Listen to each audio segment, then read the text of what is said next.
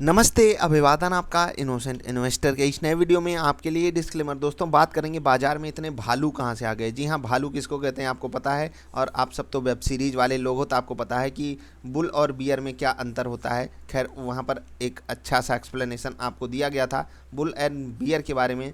अभी मैं आपको बताता हूँ। बुल मतलब तेज़ी करने वाले, बियर मतलब मंदी करने वाले, ये आपको पता है, ठीक है। तो आजकल बियर हावी हैं बाज़ार पे, बाज़ार में लगातार मंदी हो रही है। इसका मतलब मैं कह रहा हूँ क्या कि बाज़ार में भालू बहुत आ गए हैं, इसीलिए एक होता है तेजड़िया, एक होता है मंदड़िया। तो बाज़ार में क्यों मंदड़िया हावी हो चुके हैं, क्यों बियर्स हावी हैं, इतने भालू आए कहाँ से, उसको हम समझने की कोशिश करेंगे। आपको पहले मैं निफ्टी फ्यूचर्स का चार्ट दिखाना चाहूँगा। अगर आप देखोगे यहाँ पर बहुत बढ़िया मोमेंटम जारी है नीचे की साइड। और मैं बढ़िया मोमेंटम क्यों कह रहा हूँ, क्योंकि ट्रेडर्स का ये फेवरेट मोमेंटम होता है।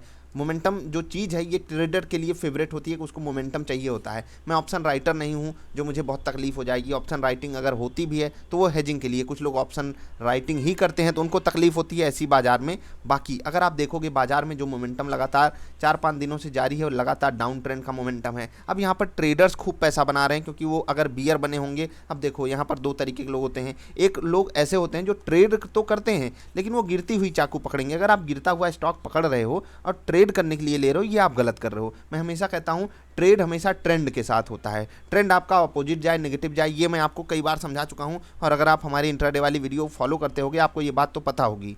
और यहाँ पर भालू इतने आए कहाँ से, उसको हम समझा देते हैं आपको। अगर आप ग्लोबल मार्केट से अपनी मार्केट को कंपेयर करो तो हमारी मार्केट हमेशा ग्लोबल मार्केट्स को देखकर चलती है। ग्लोबल मार्केट में 1% की अगर तेज़ी है तो हमारी मार्केट हो सकता है 1.5-2% की तेज़ी दिखा दे, लेकिन फिर अगले दिन ठंडी पड़ेगी, हो सकता है अगले दिन ग्लोबल मार्केट्स आधे % ऊपर जाए।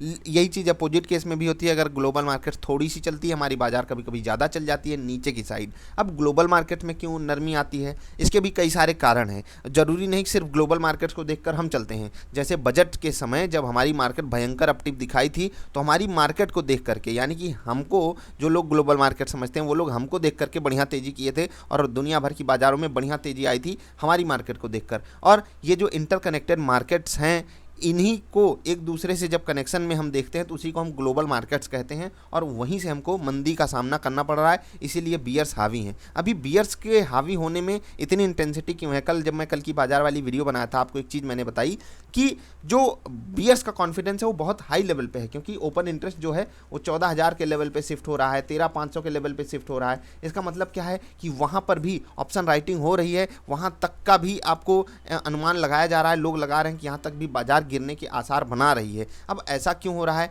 उसका एक ही कारण है, बॉन्ड यील्ड्स। अब समझिए, बॉन्ड डील्स मैंने आपको कई बार जिक्र में बताया हुआ है। केवल और केवल बॉन्ड डील्स के कारण बाजार ने अपना एक ट्रेंड रिवर्सल दिखाया है और उस ट्रेंड रिवर्सल में बहुत सारे लोग एक्टिव हो चुके हैं। जैसे कि बाजार अपना 15,000 का सपोर्ट तोड़ी तो कुछ बियर्स, कुछ भालू इकट्ठा हुए। उसके बाद बाजार ने आज बड़े इंपॉर्टेंट लेवल को तोड़ दिया 14,750, तो वहाँ पर भी ढेर सारे भालू हावी हो गए। और अगर आप देखोगे बाजार एक समय काफ़ी ज़्यादा डाउन चली गई थी। बैंक निफ्टी खासकर अगर आप देखोगे बढ़िया डाउन साइड दिखाई थी, 33,600 के आसपास, और क्लोजिंग दी है वो 34,000 के आसपास दी है। तो अच्छी बात है, बैंक निफ्टी और निफ्टी दोनों में एक ठीक ठाक रिकवरी आई हुई है। मैं फ्यूचर्स का डेटा डिस्कस कर रहा हूँ, लेकिन ये रिकवरी कुछ खास नहीं कर पाएगी अगर हमको बॉन्ड यील्ड्स में कुछ नरमी नहीं दिखाई देती है। तो ये जो मंदी है ये जारी रहेगी। तो इतने भालू आए कहाँ से बाजार में? भालू आ गए माहौल को देखते हुए, भालू आ गए ट्रेंड चेंज होने पर, भालू आ गए सपोर्ट टूट जाने पर, भालू आ गए बॉन्ड डील्स बढ़ जाने पर। ग्लोबल मार्केट्स को देखकर भालू आ गए तो भालू आ गए हैं। अब भालू को भगाया कैसे जाए, इसका आप कोई चारा नहीं निकाल सकते। क्यों नहीं निकाल सकते? देखो, सिंपली एक चीज़ आपको पता होनी चाहिए कि जब मंदी की बाजार होती है, जैसे कि ये छोटी मंदी की मैं बात कर रहा हूँ, ऐसा नहीं कि पूरी की पूरी डाउन ट्रेंड मार्केट ही चल रही है वीकली कैंडल पे, मंथली कैंडल पे। अभी तो हम मंथली कैंडल पे भी मजबूत बने बैठे हैं, कोई दिक्कत हमको है नहीं। इवन वीकली कैंडल भी कुछ ऐसा हमको बड़ा डिस्ट्रैक्शन नहीं शो कर रही है, ठीक है। अब हमको करना क्या चाहिए वो मैं आपको समझाता हूँ। सबसे पहली चीज़, अपने आप को आप डिफाइन कीजिए। मैं बार बार यही चीज़ कहूँगा कि आप ट्रेडर हो या इन्वेस्टर हो। अगर आप इन्वेस्टर हो तो आप यहाँ लेकर अगर बहुत बड़ी गलती कर रहे हो, सच में गलती कर रहे हो। अगर आप यहाँ खरीदारी कर रहे हो, यहाँ खरीदारी कर रहे हो एज अ इन्वेस्टर, तो आप बहुत बड़ी गलती कर रहे हो। अब कुछ लोग आपको बता देंगे कि अच्छे स्टॉक कभी भी किसी भी रेट पे खरीद लो। नहीं भाई, अच्छा स्टॉक अच्छे रेट पे खरीदो तभी अच्छा रिटर्न पाओगे। अच्छा स्टॉक बुरे रेट पे खरीदोगे फंस जाओगे, ठीक है, फंस जाओगे। आज आप देख लीजिए, मैं आपको लिस्ट ही दिखा देता हूँ, देख लीजिए ये सब अच्छी क्वालिटी के स्टॉक्स हैं, एक ही दो आप ढूंढ पाओगे जो अच्छी क्वालिटी के स्टॉक नहीं है। और एक समय तो इन्फोसिस आप देख सकते हैं 5% के आसपास डाउन था, ठीक है। GMR इंफ्रा आप देख लीजिए 3.5% के आसपास, पाई इंडस्ट्रीज, BEL, और उसके बाद नौकरी का शेयर देख लीजिए 5.5%, एक समय तो इससे भी ज़्यादा डाउन था। आरती इंडस्ट्रीज भी बढ़िया गिरा हुआ है, ग्रेनुअल्स देख लीजिए, हैवेल्स देखिए, बैंक ऑफ बड़ौदा, ये भी बढ़िया, ये सब स्टॉक्स देख रहे हैं। बाजार कितना गिरी है, 1.25%, और ये स्टॉक्स देख रहे हैं 5%, 4%, 3%। क्यों गिरे हैं, क्यों गिरे हैं? क्योंकि ये अच्छे स्टॉक्स होने के बावजूद भी इनके रेट में बढ़िया मोमेंटम आ गया था, और कुछ स्टॉक्स तो लगातार गिरावट दिखा रहे हैं। तो इसीलिए मैंने आपको बताया है कि अच्छे स्टॉक्स को आपको ढूंढना ही पड़ेगा। आप देख लीजिए नैम इंडिया भी गिरे पड़ा है, HCL टेक आज देखिए IT सेक्टर्स में आज बहुत बुरा दिन था, और इसीलिए कल जो मैंने आपको स्टॉक्स सुझाए थे दूसरे चैनल पे कि मिनी पोर्टफोलियो, उसमें मैंने एक भी IT स्टॉक इसीलिए नहीं सेलेक्ट किया था। आप देख लीजिए नवीन फ्लोरिन और विंडो फार्मा, ये तो मैंने एक सिंपल सी लिस्ट लाई है F&O स्टॉक्स की। आप अगर कैश मार्केट में जाओगे इससे भी बड़ी बड़ी गिरावट आपके सामने है, क्या कर सकते हो? कुछ नहीं कर सकते। इसलिए मैं हमेशा कहता हूँ, जैसे कि कल आपको इंट्राडे स्टॉक्स भी बताए गए थे, मैं एक छोटा सा आपको एग्जाम्पल दे रहा हूँ।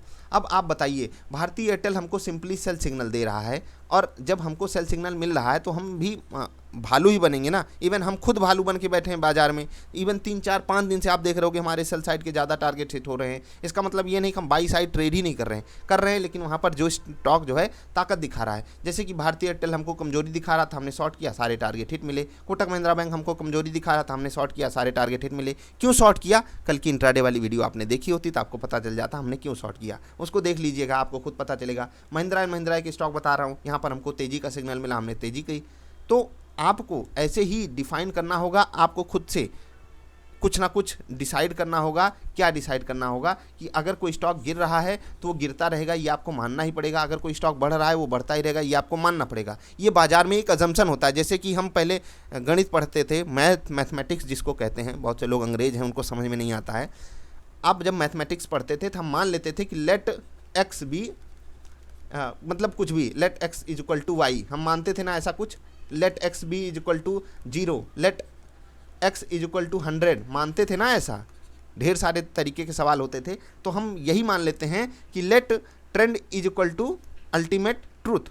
हम इसको ट्रूथ मान लेते हैं, जो ट्रेंड चल रहा है चलता रहेगा, अगर चेंज होगा तो उसको हम देखेंगे। अगर ट्रेंड रिवर्सल के ढेर सारे संकेत हमको मिल जाते हैं।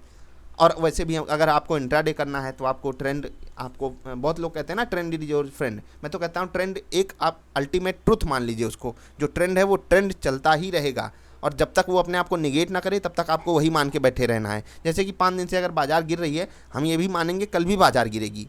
और ऐसा नहीं है कि कल बाजार पॉजिटिव सिग्नल मिले तो हम सेल साइड बढ़ जाएंगे, हम नहीं लेंगे ट्रेड, हम थोड़ा वेट करेंगे। अगर हमको बड़ी मजबूती के साथ सिग्नल मिल रहा है तब हम लेंगे। और वैसे भी इंट्राडे में एक सिंगल दिन का ट्रेंड होता है। हम अब अगर हम वीकली कैंडल पे जाएंगे तो हमको लगेगा हाँ यार अब ट्रेंड चेंज हो रहा है। जैसे कि डेली कैंडल पे हमको 2 दिन 3 दिन पहले लग जाता, अब ट्रेंड चेंज हो रहा है। यही चीज़ आपको डिफाइन करनी है। बाजार में जो हो रहा है वो होता रहेगा। 100 वाला स्टॉक अगर 150 आया है तो वो 200 भी जाएगा, लेकिन ऐसा नहीं कि 100 से 150 आया, 150 से 200 जाएगा। 100 से 150 आया, हो सकता है वो 150 से फिर 110 जाए, फिर वो 200 जाए। तो इसी समय आपको बढ़िया रेट डिफाइन करना होगा, बढ़िया रेट पे स्टॉक को खरीदना होगा। क्यों ऐसा होता है? क्योंकि रिजल्ट कंपनियां अच्छी पेश करती हैं, अच्छे रिजल्ट पेश करती हैं, कंपनियों के साथ कुछ बढ़िया पॉजिटिव डेवलपमेंट होता है। इन सब के कारण स्टॉक का प्राइस आगे जाता रहता है, आगे मोमेंटम करता रहता है। आज आप जहां कुछ स्टॉक्स को देख रहे हो, 10 साल बाद हो सकता है उनमें से बहुत सारे स्टॉक यहाँ से 10-10 गुना खड़े हों। जी हाँ, यही अपने Nifty small cap, Nifty mid cap के स्टॉक्स होंगे जो 10 साल बाद 10-10 गुना ऊपर होंगे, और 10 साल में आप बैंक में पैसा दुगना भी नहीं कर पाओगे। तो सोच लीजिए, अच्छे स्टॉक्स की यहाँ पर भरमार पड़ी हुई है। बस आप अच्छा स्टॉक लेना तो सीखिए अच्छे रेट पे। उसके लिए मैंने आपको ढेर सारे तरीके सिखाए हुए हैं, उन पे आपको फोकस करना है। तो बाजार में इतने भालू कहाँ से आए वो मैंने आपको समझा दिया। आप भालू बनो या बैल बनो, कमाना आपको पैसा ही है। हमारा पैटर्न हमको जो बोलता है आज भालू बन जाओ तो हम भालू बन जाते हैं, आज बैल बन जाओ हम बैल बन जाएंगे। बैल क्या, सांड कहते हैं ना, हाँ भाई सांड बन जाओ, हम सर उठा के जिएंगे, हम सर झुका के जिएंगे। बाजार में हमको पैसा कमाने से मतलब है, आप ट्रेंड पे फोकस कीजिए। बहुत से लोग बोल रहे थे सर आज हमने बहुत बड़ा पैसा कमाया शॉर्ट सेल करके। तो भाई अब ऐसा नहीं कि आज भी आपने शॉर्ट सेल किया कल भी कुछ सोचकर शॉर्ट सेल कर दो विदाउट एनी मतलब क्लैरिफिकेशन की, मतलब ओवरऑल मार्केट को आप देखे नहीं, और आपका पैटर्न भी आपको कोई क्लैरिफिकेशन नहीं दे रहा है, कोई टेक्निकल इंडिकेटर भी आपको कोई सुगबुगाहट नहीं दे रहा है, शॉर्ट करना चाहिए आप ज़बरदस्ती शॉर्ट किए पड़े हो, तो ऐसा भी नहीं चलेगा। जब तक आपको ट्रेंड ना मिले आप ट्रेड मत लीजिए। आज एक्सपायरी थी, बहुत से लोग बोले थे ट्रेंडिंग मार्केट नहीं होगी, ट्रेंडिंग मार्केट नहीं होगी, रेंज बाउंड हो जाएगी। तो ये चीज़ इसीलिए मैंने कल आपसे नहीं कहा। आज रेंज बाउंड मोमेंटम होने के आसार वैसे भी बहुत कम थे, जबकि इतनी बड़ी एक्सपायरी होती है, आपको पता है वीकली एक्सपायरी की वैल्यू, उसके बावजूद भी बाजार रेंज बाउंड नहीं चली और ऑप्शन राइटर्स को बहुत तकलीफ हुई। आप क्या हो ज़रा बताइएगा। लॉन्ग रन में मैं क्या हूँ? लॉन्ग रन में मैं एक बुल हूँ। शॉर्ट टर्म में मैं ना बुल हूँ ना बियर हूँ, मैं अपॉर्चुनिस्ट हूँ। ये आपको हमेशा बाज़ार में ढूंढना है, अपॉर्चुनिटी ग्रैब करने की कोशिश कीजिए। अगर 4-5 दिन से हमारे टारगेट्स नीचे की साइड हिट हो रहे हैं, इसका मतलब है कि बाज़ार में मंदी चल रही है। अगर यही टारगेट पॉजिटिव साइड हिट हो रहे थे जब यहाँ पर थे हम, तो बाज़ार में तेज़ी थी। ये तो सिंपल सी चीज़ है। इतने भालू आए कहाँ से? कहीं से भी आए हों। मैंने आपको शुरुआत में बताया ये सब भालू अपने आप बन जाते हैं। जो बैल थे वो भालू बन जाते हैं, जो नॉर्मल लोग थे वो भी भालू बन जाते हैं, जो कहीं बैठे रहते हैं दूर कहीं वो भी भालू बन जाते हैं। अब इस भालू पने में आपको बैल बहुत रेयर जगहों पे बनना है। ये नहीं कि आप गलत जगहों पे बैल बन रहे हो। बैल शब्द को नेगेटिव मत ले लीजिएगा, मैं बुल ही बोल रहा हूँ। पता चले आप बैल को एकदम वो वाला बैल ले लो जिसके पास कोई बुद्धि नहीं होती। आई होप आप बात को समझोगे। अगर वीडियो पसंद आए तो लाइक कर लेना। अगर कोई सवाल सुझाव तो नीचे बताना। और जो लोग भी आज मंदी करके पैसा कमाए हैं उनको शुभकामनाएं। और जो लोग तेज़ी करके बैठे हुए हैं इस फालतू की मतलब होप में कि बाज़ार जो है ऊपर चली जाएगी, कॉल लेकर बैठ गए हैं, तो भाई समय भी आपके खिलाफ़ है, ट्रेंड भी आपके खिलाफ़ है, तो क्या बचेगा आपके पास? आप खुद सोच लीजिए। जब सब कुछ आपके खिलाफ़ है तो आपके साथ है क्या? आपके साथ कोई नहीं है। टीवी वाले भी नहीं, हम जैसे लोग भी नहीं, कोई आपके साथ नहीं खड़ा होगा। रियलिटी यही है। आपका ज्ञान आपके काम आएगा और वो तो आपको सीखना नहीं है। मिलेंगे फिर से। वीडियो पसंद आए तो लाइक कर देना। नमस्कार।